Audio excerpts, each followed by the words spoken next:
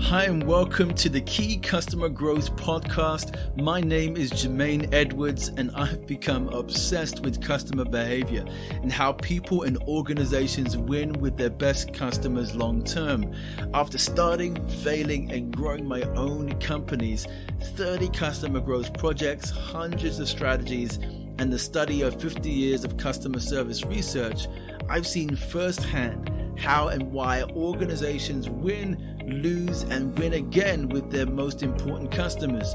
This podcast is my way of sharing those insights, failures, principles, and strategies so you can become what I call an irreplaceable advisor, someone so valuable your customers never want to leave. In an increasingly competitive world, how do you continue to deliver unrivaled value and deepen those most important customer relationships? Join me as your customer growth guide. Your journey starts here.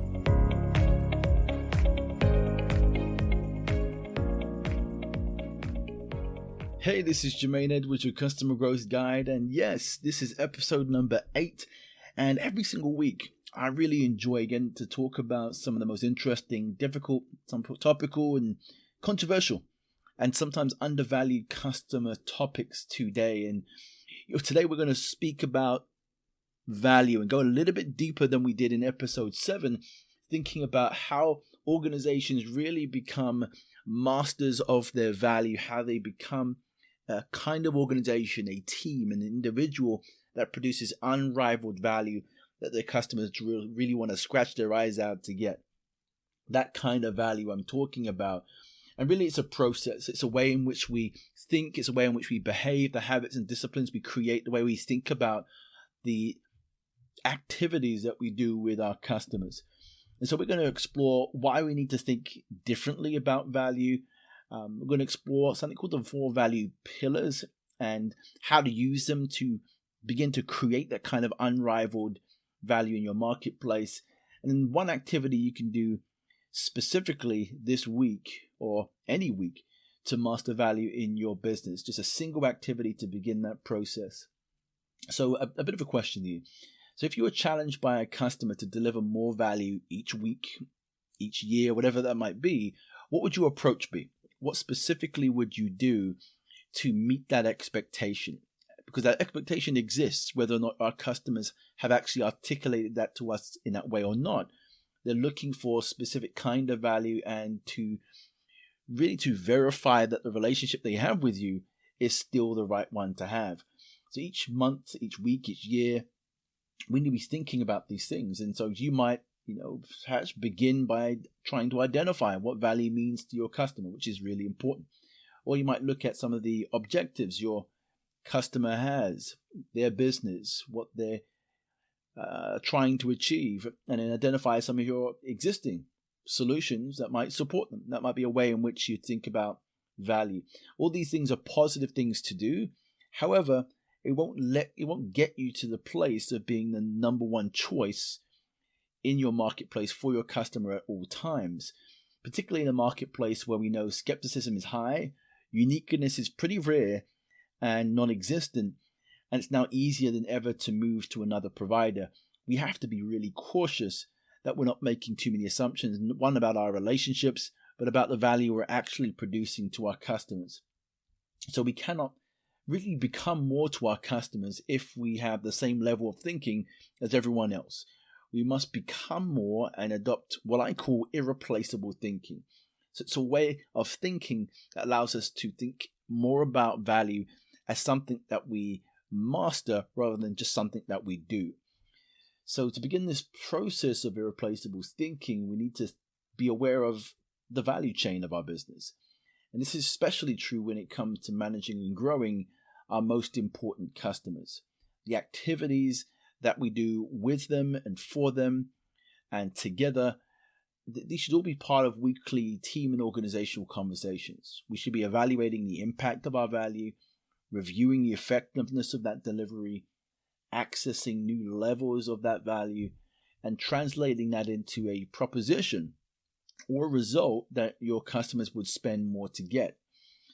So a question then, how much time do you devote thinking about the areas that impact the way you deliver value to your customers?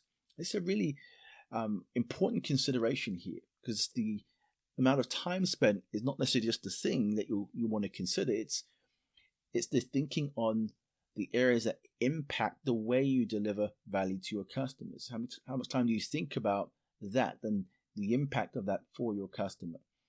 And I've given presentations to a lot of leaders. I mean, perhaps nearly thousands now, sales and customer leaders. Every time I ask people to show their hands on this question, I get varied results. But very often, I get less than 60% of the room holds their hands up and say, hey, yeah, we have these conversations regularly. And when we go a bit deeper, we recognize that those conversations aren't always as effective as they would like them to be. So where do we begin? Well, let's start with what I mentioned, the value chain. So what is that exactly?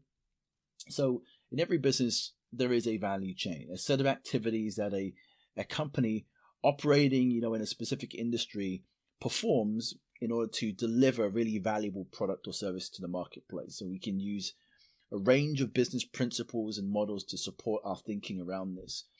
One of them is Porter's 5 forces, and perhaps one of the most famous and robustly tested frameworks for reviewing the components every business has, to monitor and improve the delivery of its service and products at a cost and a price that is profitable.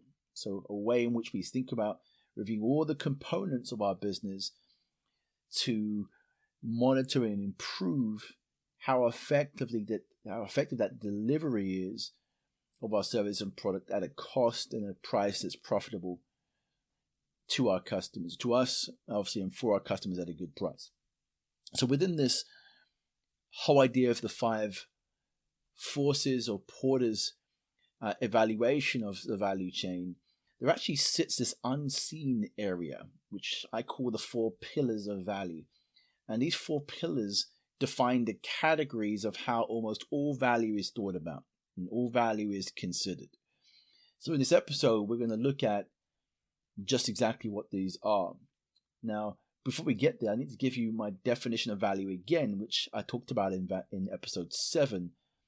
And it's your ability to provide a relevant, sought-after, personalized outcome that delivers a specific result based on the present and future practical and emotional needs of your customers. So that's very, very specific, and I suggest you might go back to episode 7 or maybe come back and listen to this again to really get it into your own psyche. But it's your ability to provide a relevant, sought-after, personalized outcome that delivers a specific result based on the present or future practical and emotional need of your customer. Now, this is an ambitious statement, but essentially it's what the value disciplines are designed to help you do. So once you've identified the value, the way in which you do that are the value disciplines. We talked about that in episode 7, but a way in which we create an environment for how we view our value and how we increase the impact of our value comes through these value pillars. So let's explore those things right now. So the value delivery pillars, the 4 pillars, are the primary pillars that allow all value delivered to customers and the marketplace to be categorized into. And these are, I guess, working in your business or not working in your business, intentionally or unintentionally working in your business. And they shape and reshape how our customers review our relationships and how they experience our business results. It shapes and reshapes how effective we are at deepening these customer relationships and providing real business results. And these pillars impact actually all areas of the value chain too. And in most organizations, we don't think about value as individually connected areas that we can influence, but they are. So if we embrace this thinking, this will really transform the way we design and deliver results that are insanely attractive to our customers. So if we know that value by itself, the different ways, the different pillars that I'm about to explain can be activated individually, but actually, when they are connected together, these are areas that can have significant impact, but we can influence the individual or the pillars themselves individually. So the first of this here, there are four observable value pillars that are seen in three functions. So function one is direct value. This is what benefits a customer can experience immediately or for a set period of time. So these are the areas of pillar one, which is value adding. So what you do with your products and services to help your customers gain a result or eliminate a pain. So let me give you an example. So working with a digital agency that was really doing some great work with its customers in helping them to really create beautiful collateral that their own customers would enjoy. And they looked at all the different areas within the customer journey and the process, all the ways in which they provide specific things to enable the customer to have a really good experience and adopt the product well.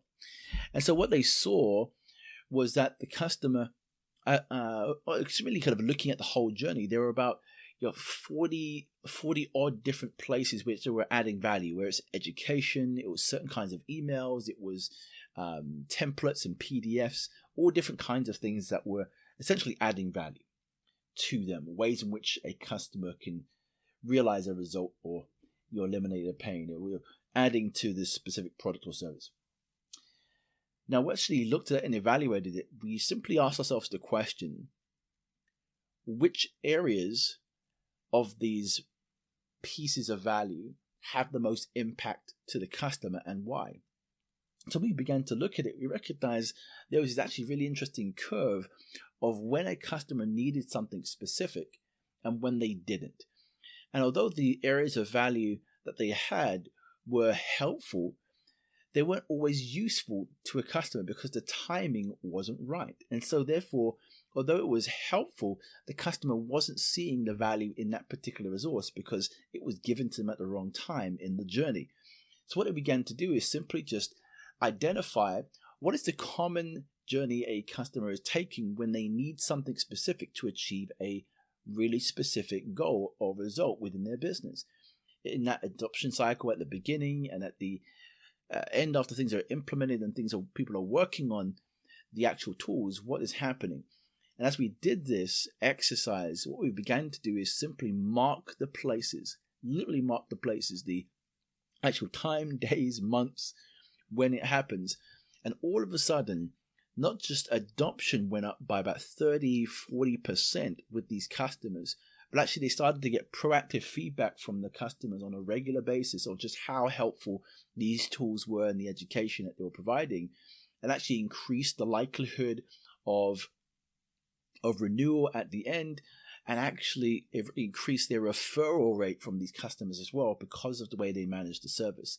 So there are huge benefits in simply just asking yourself the question, where are the places that the customer is getting the most value from us and where aren't they based on the resources that we're sharing? And go back and think about the timing and where you might put that. That's all about value adding, and it's significant. You can literally completely reshape the relationship just by looking at the timing, increase your ability and referability with the customer, support your renewal at the end, but also importantly, ensure that the customer really has the results that they want. The second part to direct value, that function, is value creation. And that's really about identifying and designing a solution based on the insights of what we know about our customers, their market, their goals, allowing us to deliver a really unexpected benefit. So there's actually a really interesting example here. So I got a chance to work with a manufacturing company producing silicone products, and they're in a marketplace which essentially 94% of their competitors can do exactly what they do, perhaps at a lower price. So they were really trying to find ways to differentiate themselves. And you might have an organization that's like that. It's really challenging to differentiate, and you want to find more and better reasons to do that. And so with this particular company, what we began to do is ask ourselves two questions. So the first question was, what is it we know about our customers today that they don't? And based on their current and future goals, how might that information bring greater benefit? How might it reduce risk or create opportunity that this customer might need or want today, or perhaps even tomorrow, but predominantly today, specifically today? And these questions shifted everything, and it might shift everything for you as well. This manufacturing company had struck partnerships in key geographical areas that would, one, allow the customer to keep the same price in the same market, which they struggled to do. Number two, deliver within 5 days, and they'd struggled to do that geographically, the customers that they're working with. And number three, reduce shipping costs by 60%. So these were specific things that they had noted because they recognized that the customer themselves were struggling to price themselves into marketplaces they wanted to go in because the shipping costs were higher, because it was taking them longer to get the product to the customer. They were losing competitive advantage. They had these reshipment orders of this kind of products that they couldn't take back quick enough in order to resend back to the customer. And this was increasing their shipping costs significantly. So just knowing that, and having known that they have key partnerships in these geographical areas, it was huge.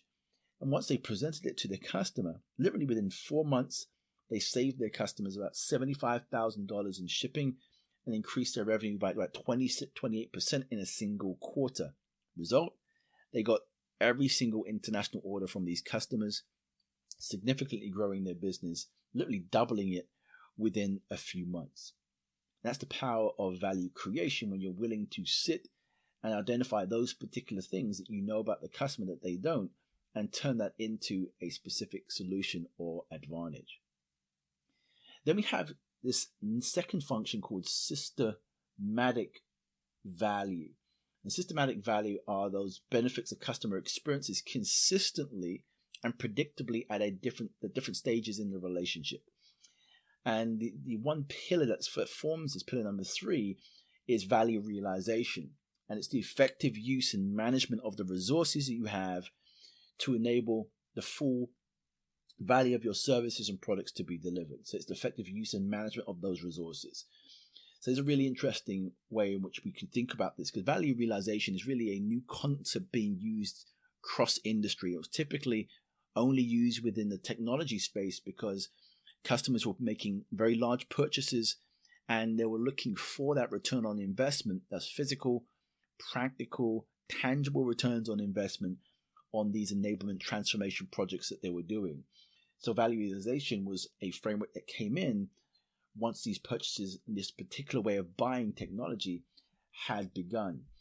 So I'll give you an example of a financial services company working with them. They wanted to decrease the wait time for their customers by improving the ease and usability of its new digital service desk.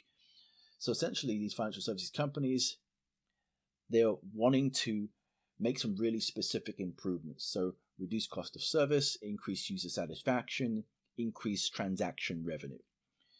So before this took place, they were serving, say an example, 50 customers per hour, and it's costing them about £90 per person, or $90 per person for those outside, and only 60 transactions in that space, 60 transactions per hour. And then what they wanted to do was obviously to improve that. So once this transformation took place and they delivered this and were tracking it, the result was post the new service desk and getting this new digital service desk set up right across and transforming the way they think about this, they were now serving 80 customers per hour at a cost of £40 per person, $40 per person, with a 40% increase in self-service and now 90 transactions happening per hour. So you can see in that particular example, value realization has met all 3 criteria. So what you want to have as an organization is throughout the life cycle of your relationships with your customers, what are they predictably seeing from you over time that you have promised based on your relationship? So let's just think about the relationship as something that isn't just tied to a particular project. it's tied to your actual relationship. What is the reputation that you have with that customer? What are you actually being asked to deliver? So we need to get specific on really a few things. So the first is, what are they actually buying from us? The second is, what are we actually promising? And the third is, what is the expectation over time? What is the expectation over time that they have? And then really specifically writing that out, documenting it, and ensuring that your business is geared up to begin to produce that. Now, obviously, I've actually written a really detailed piece in this inside my blog. I'll probably be doing a really separate piece just on value realization all by itself, because it's so important, and perhaps one of the most important pillars in this value pillars area, because it defines how the entire organization relates to producing this repeatedly and predictably. The next area and the last area is enhanced value. So these are areas within the product or service that can be made more attractive to a customer to help make an existing product more profitable or create new future solutions for a customer. And so the last pillar for this is called value elements. And it's really the inclusion of really specific psychological, emotional, practical, and philosophical distinctions that greatly improves the perceived benefit of a specific product or service. So let's tap into this, because there's some really interesting research right across the board on this. And I was going to pick one piece of research that I think is most helpful for this particular context. So Bain & Company did some research, and they had researched about 10,000 consumers in the US on 50 different US brands, which the majority of them were global, and uncovered what they called the value pyramid. Now, it consisted of 30 different elements of value that were split into 4 categories. And they mapped this against the work of the psychologist Maslow on the work of the hierarchy of needs, of human needs. And the 4 elements were characterized in 4 different areas. So functional value, emotional value, life-changing value, and social impact. And so what they recognized with these specific elements are some elements noted within the categories were more inwardly focused, primarily addressing a consumer's personal needs. For example, a company called Fitbit, which you might know, they have what they would call a life-changing element, and motivation is at the core of their product. So this whole idea of life-changing, that category, and the element is motivation. So their motivation is the value. There's the actual value of the motivation behind the actual product. And then we have the outward focused, which helps customers interact or navigate the external world. And those are things like the functional things, such as a functional element might be organizers, helps to organize something specific. So you might have a container store or Intuit's TurboTax, because it helps consumers deal with complexity in the world. It helps to organize something. So that functional category and the element organize then becomes a much higher value when positioned and communicated well to the customer. So here's what Bain & Company noticed.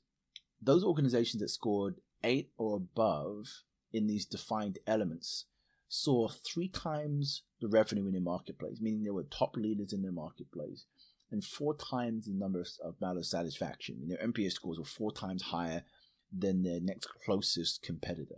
These were significant. We're talking about companies like Apple, Tom's, Amazon, Samsung, and more, even smaller insurance companies, which I'll come to an example with. So there are case studies. These case studies are wide and varied, and you can find them mostly reading HBR's work or Harvard Business Review's work on covering the Bain & Company research. But essentially, there's actually a really interesting example here. So an insurance company had noted that they wanted to increase the perceived value of the products that they had. And so they ended up adding a low-fee automated advice platform to its core investment services. And it did this in order to keep its clients better informed, but also to reduce the risk of churn. And simply by adding in a low-fee automated advice platform, which essentially tapped into this whole idea of the emotional elements and attractiveness reducing anxiety, they were able to keep not just 20% more of their customers as an insurance company, but close to 40% more of their customers simply by adding this in to keep their clients better informed and to make that easy for them to access. Something as simple as that had a significant difference to their business. So each of these 4 pillars by themselves can yield game-changing results when applied to your department, to your organization, to your team, to the way you deliver to your customers. And if combined, you will be on your way to being the number one choice in every category you want for your most important customers. So pillar number 1, adding value. Pillar number 2, value creation. Pillar number 3, value realization. Pillar number 4, value elements. And I have a blog that you can look into and go into much more detail on some of these areas. I'll put those in the show notes. But here's one action you can take. So decide to have weekly value evaluations. Have these conversations with your business, with your team, your colleagues, peers. Dare I say monthly, or where appropriate with your customers. You have it as frequently as you possibly can to see where you can begin to increase the likelihood of you having this unrivaled approach, this irreplaceability in your customer relationships. So focus on pillar number 1 to start with. What impact is the value you say you have actually having, and how can this be improved? So what impact is the value you say you have? What is it actually having? And how can this be improved? Just start there to begin with. If you want to go deeper, you can check out the blog or subscribe to jermaineedwards.com to get more of these details. So thank you very much. I hope that's been helpful to you. And I've gone through a lot of content there, so the blog might just lay it out a little bit more. And I'll come back in episode 9 to just break down some of these areas, give you some more stories, some more examples to move your relationships forward. I want you to become the kind of advisor your customer never wants to leave. And this is one really core component to doing that. I'll see you soon.